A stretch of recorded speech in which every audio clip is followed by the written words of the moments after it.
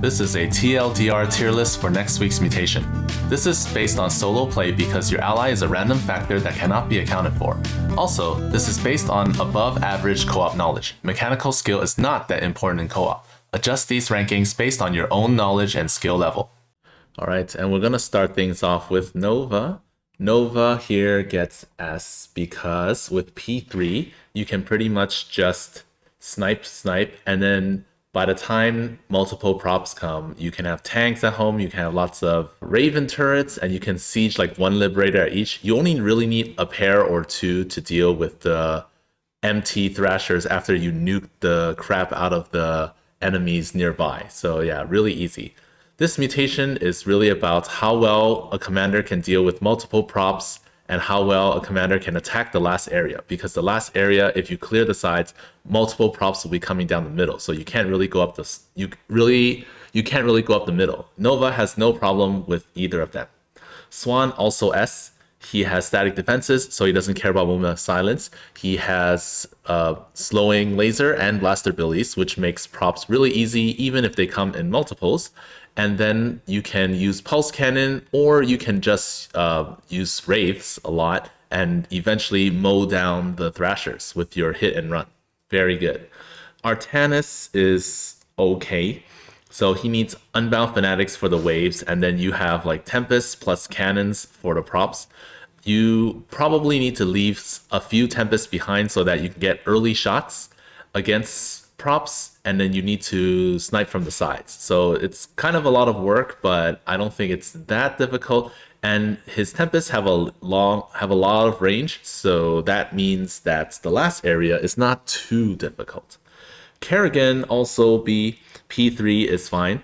The fact that you can do Kerrigan only means that she can do this really well. You can do 100% Kerrigan, but it's kind of difficult. So if you use units, you probably want Mutalisks. The last area is kind of hard. If you are using Kerrigan though, you should get max immobilization wave, so you clear most of the enemies with just one button, and then you attack the Thrashers with your Mutalisks. You do have to be really careful because if Kerrigan doesn't dodge a moment of silence, you're gonna be in a bit of trouble. When multiple props comes, you need really, really good micro. Dahaka is A. So he's pretty good up until the late game. The late game, it can be a little problematic just because you need to send in your creepers, and if you get hit by moment of silence, the creepers won't do anything and you might feed the props. And early game, if you're using Zweihakke or P3, you can eat like 2. So early on, you don't really need any prop. You don't really need much prop defense. And then when the late game comes, you should have enough guardians.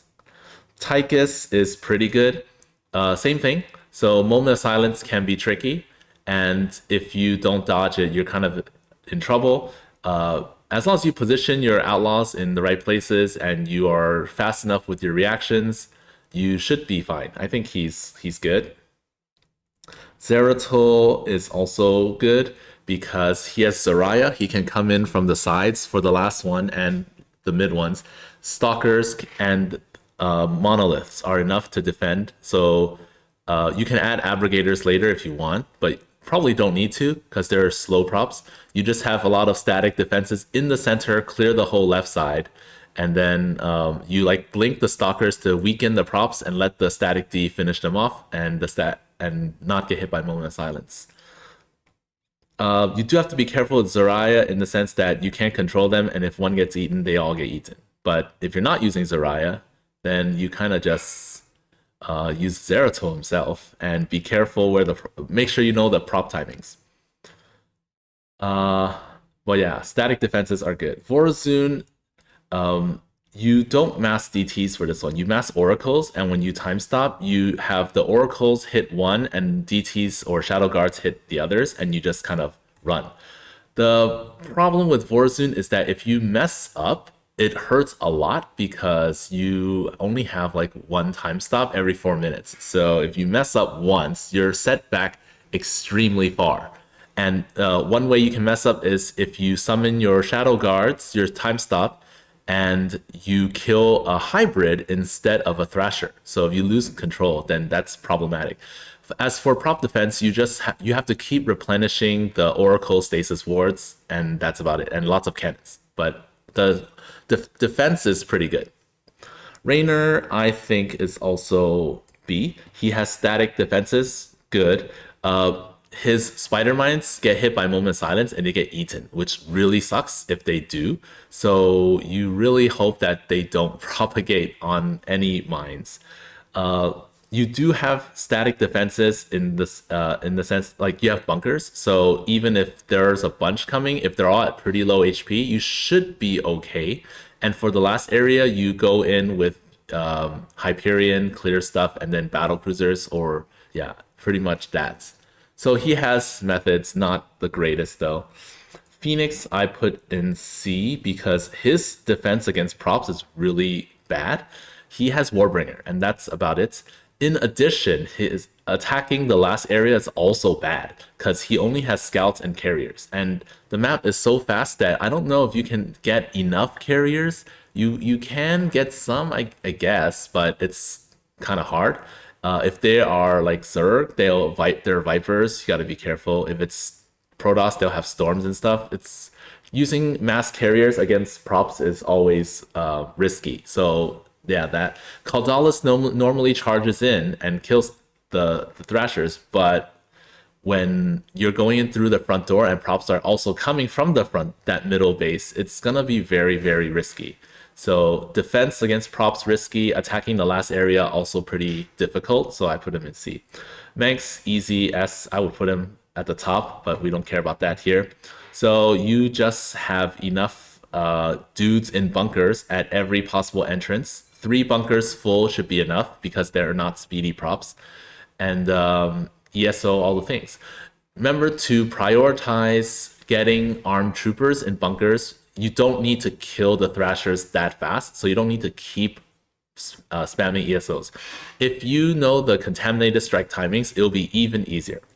Alarak is very good because Mothership, Overcharge, and Alarak himself are all pretty good against props.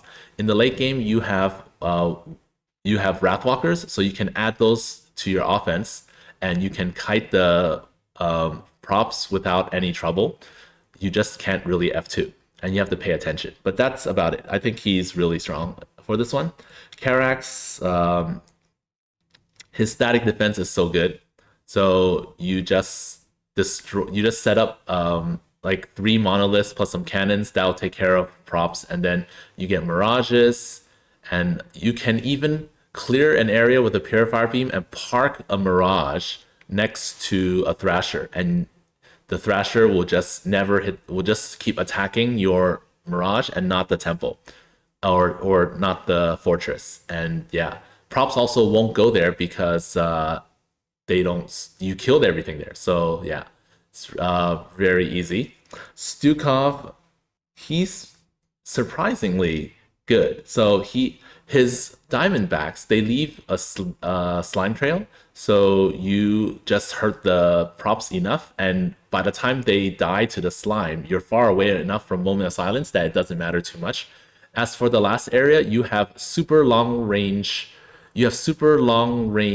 tanks which deal tons of damage from the outside, and you can use Alexander when things are safe.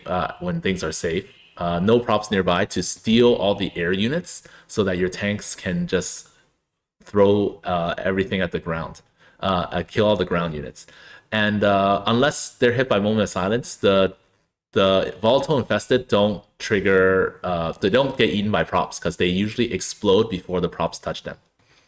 Abathur he's pretty good. So he has his static defense plus toxicness, so you can put like a trail outside the 4th area, and you can also just walk your brutalists away from the props because they're slow props to kill them.